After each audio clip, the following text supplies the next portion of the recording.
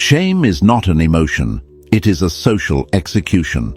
When someone tries to shame you in public, they are not just insulting you. They are trying to murder your identity. You know the feeling, the heat rising up your neck, the sudden silence in the room, the feeling that you have suddenly become very small and everyone else has become giant. Your instinct screams at you to defend yourself, to explain, to fight back, or worse, to apologize. But here is the brutal truth that most people will never understand. The moment you react, you die. The moment you try to prove you aren't what they say you are, you have already accepted their frame. You are dancing to their music. But what if you didn't?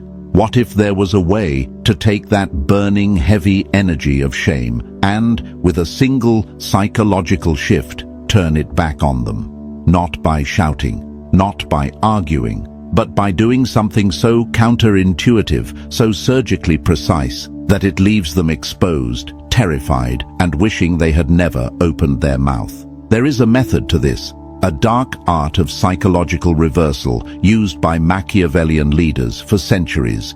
And once you learn it, you will never feel the sting of shame again. You will only feel the rush of power. Most people think the opposite of shame is pride. They are wrong. The opposite of shame is indifference. But getting to true indifference, the kind that freezes a room, requires you to kill a part of yourself that craves validation. In the next 30 minutes, we are going to perform surgery on your social instincts. I am going to show you how to dismantle an attacker, not with insults, but with presence. We will look at the grey rock inversion, the mirror of silence, and the dead star technique.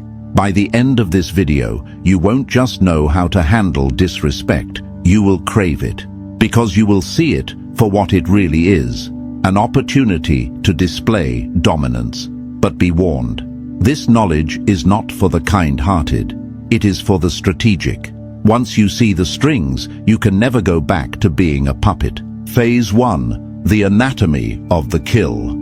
You need to understand what is happening to you biologically before you can control it socially. When someone shames you, why are you wearing that? Did you really just say that? Everyone here knows you're lying. Your amygdala hijacks your brain. It perceives a threat to your survival. In tribal times, shame meant exile, and exile meant death.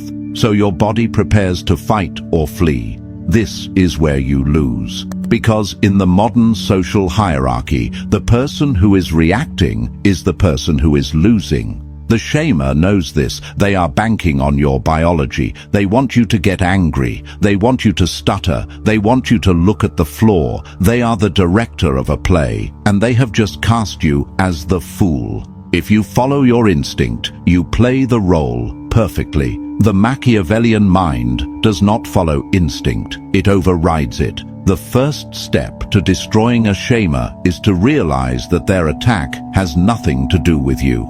Nothing. Shame is a projection. People only shame others when they feel a threat to their own hierarchy. A happy, powerful person does not need to make others feel small. Only a desperate person does. When they attack you, they are confessing their own insecurity. They are revealing that they view you as a threat that needs to be neutralized. Take that in. They are afraid of you, or they are jealous of you, or they are bored and empty and need to use your pain as fuel to feel alive. Once you see their attack not as a judgment of your worth, but as a symptom of their weakness, the heat on your neck vanishes. You stop being the victim. You become the observer, and the observer is the most dangerous person in the room. Phase 2, the void. Let's talk about the pause. The average person cannot tolerate silence. When an insult lands, there is a vacuum created in the conversation. Human beings are social creatures. We are programmed to fill that vacuum. We laugh nervously. We retort. We justify. We rush to close the gap because the gap feels dangerous. But for the dark triad mind, the Machiavellian strategist, the gap is not a danger. The gap is a weapon. The most devastating thing you can do when someone tries to humiliate you is absolutely nothing. Not the nothing of a coward who is afraid to speak, but the nothing of a predator who is deciding if the prey is even worth eating. Here is the technique. They deliver the insult. You do not blink. You do not look away. You do not smile. You do not frown. You go completely still. You look them directly in the eyes, not with aggression. Aggression shows they hurt you. You look at them with dead eyes, a flat, bored, almost clinical stare. You count to 3 in your head. 1, 2, 3. In those 3 seconds, the dynamic of the room shifts tectonically. The audience, the people watching, are waiting for your reaction. When it doesn't come, they look back at the attacker. The attacker expects resistance. When they hit nothing but air, they stumble. They start to wonder, did he hear me? Does he not care? Is he crazy? The silence stretches. It becomes heavy. It becomes awkward. But it is their awkwardness, not yours. You have refused to pick up the burden they threw at you, so it falls at their feet. By doing nothing, you force them to sit in the ugliness of what they just did. You turn the volume up on their disrespect until it becomes deafening to everyone else. This is called the void. You become a black hole. You absorb their energy and give nothing back. And in that silence, their power evaporates.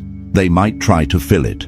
They might say, I'm just joking, or cat got your tongue. This is the death rattle of their dominance. They are panicking. They are trying to fix the frame because you broke it with silence. Do not help them. Let them scramble. Phase 3. Psychological judo. Once you have held the silence long enough to make them uncomfortable, you speak, but you do not defend. Defense is an admission of guilt. If I say, you are a thief, and you scream, I am not a thief, you have just associated yourself with thievery in the minds of the audience. You are debating your innocence. Kings do not debate their innocence with peasants. Instead, you use psychological judo. You take the energy they threw at you and you pull it further until they fall over. You treat their insult not as a fact, but as a behavior. You analyze them. You treat them like a patient in a mental asylum who just had an outburst. You don't get angry at the patient. You get curious. They say, wow, you really messed that up, didn't you? The defense response, no, I didn't. I was just trying to... Weakness. The Machiavellian response, you pause. You tilt your head slightly. You look at them with mild, detached curiosity. And you say, are you okay? Or, you seem really upset about this. Or, even colder, that was a weird thing to say out loud. Notice what happened here. We are no longer talking about my mistake. We are talking about your reaction. We are talking about why you are being so emotional. I have framed myself as the calm, rational adult, and I have framed you as the emotional, unstable child. This is frame inversion. You flip the microscope. Suddenly, they are the one under the light. They have to explain themselves. No, I'm not upset. I'm just saying. Now they are defending. And remember, the one who is defending is losing. You have stolen the higher ground without raising your voice. There is a variation of this that is even more savage. It is called the amused agree. Sometimes the shamer is right. Maybe you did make a mistake. Maybe you do have a flaw. They are counting on you to be ashamed of it. So you deprive them of that satisfaction. You own it, but you own it with arrogance. They say, you're so arrogant. You smile, look them in the eye, and say, I know, it's my best quality. They say, you have no idea what you're doing. You laugh softly and say, I never do. But it always works out, doesn't it? This is the agree and amplify technique. You take the bullets they shoot at you and you eat them. When you agree with an insult, you disarm it. You take the weapon out of their hands. Yes, I am weird. Yes, I am loud. Yes, I am late. So what? When you are not ashamed of yourself, no one can shame you. You become Teflon. The mud slides right off, and the person throwing the mud ends up with dirty hands. Phase 4. The audience. Shame is a performance. The attacker doesn't care about you. They care about the crowd. They want the crowd to laugh. They want the crowd to agree that you are the lowest rung on the ladder. Most people try to win over the attacker. They try to make the attacker stop. This is a waste of time. The attacker is your enemy. You need to win the crowd. But you don't win the crowd by pleading for their sympathy. People despise victims. It's a harsh evolutionary truth. When we see someone weak, our reptile brain wants to distance ourselves from them so we don't catch their weakness. But people worship strength. People worship control. When you remain calm while someone is berating you, the crowd instinctively shifts to your side. Not because they like you, but because you look like the leader. You look stable. The attacker looks volatile. You can use the crowd to destroy the attacker. This brings us to the triangulation stare. They insult you. You don't look at them immediately. You look at someone else in the group. You make brief eye contact with a third party, and you give a tiny, subtle smirk, a look that says, "Can you believe this guy?" You share a secret joke with the audience at the attacker's expense. You ostracize the attacker. You make them the outsider. By bonding with the crowd through nonverbal communication, you isolate the shamer. Suddenly, they are not the ringleader. They are the court jester dancing for attention, and nobody is clapping. This is subtle. It requires nuance. If you do it too much, you look petty. But if you do it right, just a glance, a raised eyebrow to the person next to you, it destroys the attacker's social capital instantly. You have signaled to the tribe, he is not one of us. He is trying too hard, and in the laws of power, trying too hard is the ultimate sin. The person with the most power is the person who is trying the least. So slow down. Your movements should be languid. Your voice should be deep and slow. Your breathing should be rhythmic. You are the rock in the storm. Let them be the wind. The wind screams and howls and eventually tires itself out. The rock remains. Phase 5. The nuclear option. Sometimes the best way to destroy someone is to turn them into a ghost.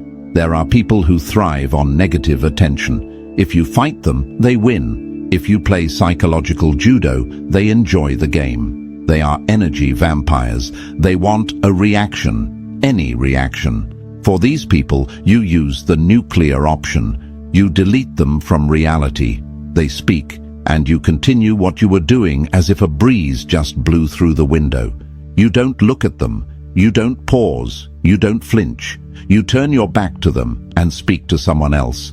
If they are standing right in front of you, you look through them at something behind their head. This is not the silent treatment. The silent treatment is an emotional reaction. It says, "I am hurt, so I am not talking to you."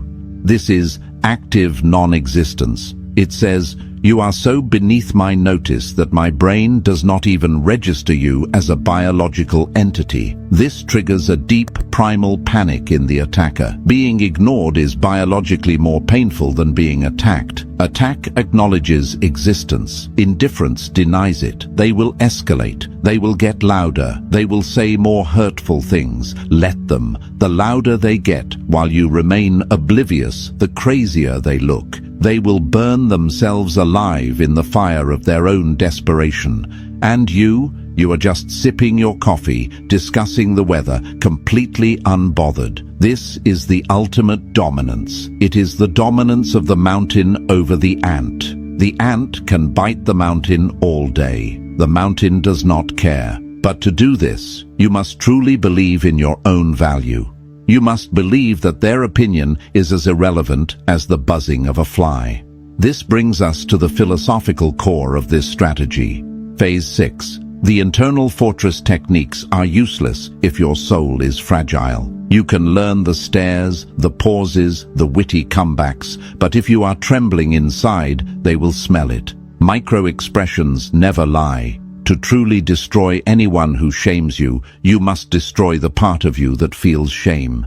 You must build an internal fortress. Why does shame hurt?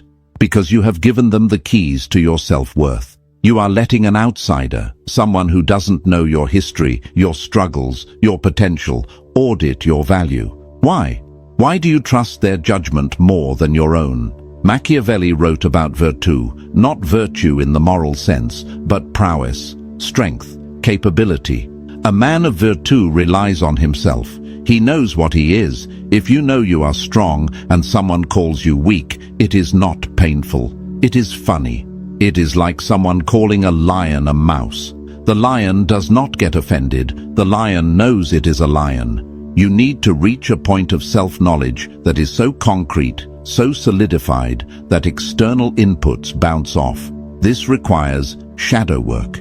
You must face the things you are ashamed of. Are you ashamed of your past, your body, your bank account, your loneliness? Bring it into the light. Look at it. Accept it. Yes, I failed. Yes, I am struggling. The moment you accept your own flaws, you become invincible. Because the shamer has no ammunition left. They can only hurt you with the truth you are hiding from. If you hide nothing, they can hurt nothing. Become transparent to yourself and opaque to them. This is the paradox of power. The most vulnerable man is the one hiding behind armor. The most powerful man is the one standing naked in the storm, saying, I have nothing to fear. When you reach this state, you stop walking into rooms wondering if people will like you. You start walking into rooms wondering if you will like them. The dynamic flips. You become the judge. Phase 7, the counterattack. Sometimes silence isn't enough. Sometimes you need to cut. But you must cut like a surgeon, not a butcher. A butcher hacks and makes a mess. A surgeon makes one precise incision and removes the organ. When you decide to strike back verbally, you must follow the rule of brevity. Less is more. A long speech makes you look defensive. One sentence makes you look lethal. Here are 3 surgical strikes to keep in your arsenal. Strike 1, the who frame. They insult you. You look at them and ask, who are you trying to impress right now? This is devastating. It immediately exposes their performance. It tells the room he is performing. I am watching. It breaks the 4th wall. Strike 2, the repeat command. They say something nasty. You put your hand to your ear and say, I'm sorry, say that again. I didn't catch that. Make them repeat the insult. Insults are like jokes. They only work the first time. When you force someone to repeat an insult, it loses its rhythm. It sounds rehearsed, it sounds petty, and usually they won't say it again. They will crumble. They will say, never mind. You have forced them to retreat. Strike 3, the validation trap. They attack you. You smile compassionately and say, I know things are hard for you right now. You don't have to take it out on me. You act like a therapist. You frame their attack as a cry for help. You pity them. And there is nothing more humiliating to a narcissist than being pitied. They want to be feared. When you pity them, you place yourself above them. You are the adult comforting the tantrum-throwing child. It drives them insane, but they can't fight it because you are being nice. If they get angry, they prove your point, that they are unstable. You have trapped them in a double bind. Head, you win. Tails, they lose. Phase 8, the aftermath. How you end the interaction is just as important as how you handle it. Do not linger. Once you have deployed the silence, the stare, or the surgical strike, leave, or turn your attention completely to someone else. Machiavelli knew that power is about access. When you withdraw your attention, you are withdrawing the greatest resource in the room. You punish them with your absence. Let them sit with the wreckage. Do not check to see if they are looking at you. Do not look for validation from the crowd. Just move on. Show them that the interaction meant so little to you that it has already been deleted from your cache. You are on to the next thing. This is the ultimate insult. To be forgettable. Make them forgettable. Phase 9. The philosophy of the shadow. Why are we talking about this? Is it just to win arguments? No. It is because the world is becoming sharper, colder, and more vicious. We live in a digital coliseum where everyone is judging everyone. Cancel culture, online shaming, social status games, it is a war zone. If you do not have these defenses, you will be eaten. You will shrink. You will become afraid to speak your truth. You will become a grey, conformist ghost, terrified of stepping out of line. Learning these dark psychological tactics is not about becoming evil. It is about protecting your light. It is about building a perimeter around your mind so that the toxic waste of other people's insecurities cannot touch you. When you know you can handle shame, you become fearless. You take risks. You speak up. You lead. You walk differently. You stop asking for permission to exist. Shame is a cage. These techniques are the key, but remember, with great power comes the temptation to abuse it. Do not become the shamer. Do not use these tools to destroy the weak. That is cowardly. Use them to destroy the destroyers. Use them to protect the innocent. Use them to hold your ground when the world tries to move you. Be the monster that keeps the other monsters at bay. That is the outlier way. You now possess the tools, the silence, the stare, the judo, the void. You have the blueprint to dismantle anyone who tries to lower your status, but knowing the path is not walking the path. The next time you feel that heat rising in your neck, the next time someone tries to make you small, don't panic. Smile. Because you have been waiting for this. You are no longer the prey. You are the trap. Let them step in and watch what happens when they realize they are locked in with you, not the other way around. Most people will watch this video and nod and then go back to being a victim tomorrow. They are addicted to their own weakness. But you are still here. You are listening to the silence between these words. That tells me you are ready for something deeper. This was just the defense. But what about the offense? What about the art of influence? How do you not just stop people from hurting you, but make them desperately want to follow you? That is a darker, deeper rabbit hole, and we are going to go down it soon. If you are tired of the blue pill advice that tells you to just be nice and forgive everyone, if you are ready to understand the raw, unfiltered dynamics of human power, then you are in the right place. Join the order, subscribe, turn on the bell. We are building a sanctuary for the strong. Don't be left outside. I'll see you in the shadows.